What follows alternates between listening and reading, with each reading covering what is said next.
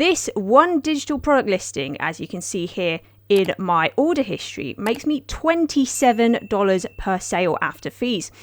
I've sold this multiple times, actually twice last week. So that's $54 profit from this listing on that day. And I'm going to be telling you what this listing is and the strategy I use to sell it, and maybe give you a new idea to make some more money with digital products. In my digital Etsy shop, I have 2 shops. I started out selling things like fonts, SVGs, digital paper patterns, that kind of thing. So pretty low ticket products. We're talking less than $5 per sale on most sales. Now, a while back this year, there was this customer who ordered a digital product from my shop and just left a 2-star review with no explanation. What I normally do when this happens is I offer them a refund in exchange for amending their review to 5 stars or removing it, because only customers can do that. Like, you can't remove your own reviews. It is something I've suggested to people in the past. It's not a lot of money anyway. Like, to me, reviews matter a lot more. So apparently it was a mistake and they removed it. I kept to my word and issued the refund, and all was good. So then 4 days later, this customer asked me for a custom order. Now, I've gotten a few of these requests before for custom orders, but I declined them all previously because I just couldn't be asked. Like, the way that I was selling on Etsy, and I'm sure a lot of you guys are selling as well, is just listing products, doing SEO, maybe running some ads, and then waiting for them to randomly sell. So I think I just got so used to getting passive income from selling pre-made products, like downloadable products, at least on the digital front, that the idea of doing manual work for a customer just became nonsensical to me. Like, I know that sounds really lazy now I talk about it, but that's just what my mindset was. But then this time I was like, so the time that it would take me to do this custom order would probably be the same as the time it would take me to make any other product, depending on, what they wanted. And I upload listings all the time, except this time I can actually charge more. So what's the difference really, other than a bit of messaging, right? So I asked a bit more about what they wanted, and they sent me this example image, and I was like, okay, I can definitely do that. This is even easier than the SVG designs that I usually make that I don't even know will sell. I could make this, in Illustrator or even Canva in like 5 minutes. But I was still like, okay, I'm not really keen on doing custom work. I'm not here for to do gig work. Like I'd be on Fiverr if I wanted to do that. It's not just the one product, it's all the messaging back and forth, right? So all that hassle. So I was like, okay, I'm going to ask for a ridiculous price and they probably won't buy. So I created this listing for $15, being like, okay, there's no way this customer's going to pay for that for 2 single SVG images. So that's what this mystery listing is. It's a custom SVG. Now, if we do a search for the keyword custom SVG on Etsy, all the other listings are like $3 to $6. So I was like, yeah, this is not going to sell. But guess what? They did. They bought the listing, and you know what? They actually came back asking for more. I slowly increased the price to $20, and at this time I was like, okay, no way they're going to buy this. But they did, and they came back again and again. And now it's gotten to the point where this customer has ordered from me 9 times, and the price of this listing is now $31 or $63 with a 50% discount. I basically have a paying client at this point. Now, I know design agencies would charge a lot more, right? But I think for a random Etsy seller selling one product at a time, it's pretty decent, right? So I guess the moral of the story is don't underestimate what people will pay for on Etsy.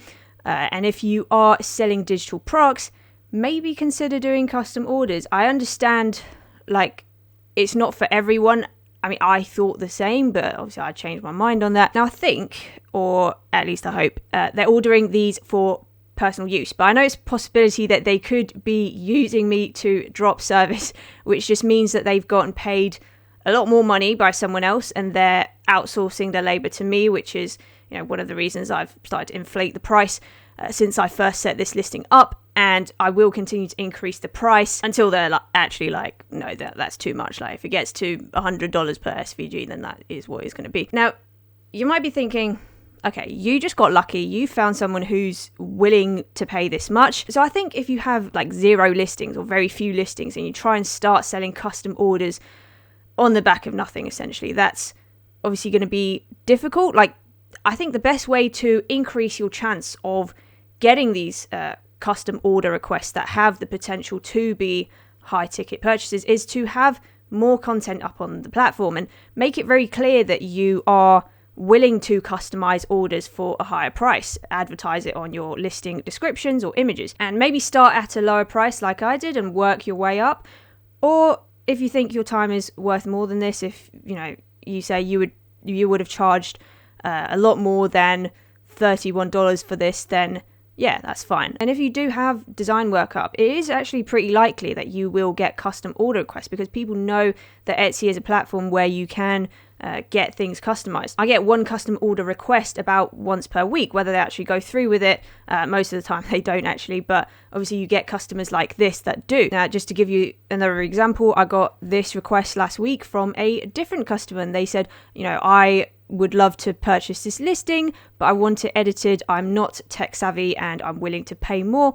Now, this customer didn't actually end up buying the custom listing I'd set up. They just bought the original SVG that they were interested in. But my point is that once you have a lot of examples of your design work and somebody likes your style and you're selling designs already, which I assume like a lot of people in my audience, print on demand, digital products, this is all like design is the key skill, right? And somebody likes your style. This is a skill that people pay for on this platform, clearly. And you start getting messaged to make custom files, which actually won't take you much longer than the work that you're already doing. I can tell you from, these examples. Now, as for the practical side of this, I think creating a custom listing is the easiest way to do this because it keeps both you and the customer on the Etsy platform, and also every time your listing gets a purchase, it boosts it in the search results for the keyword, custom SVG, for example. And you could get a higher profit margin without the fees if you link them to an external website, but it will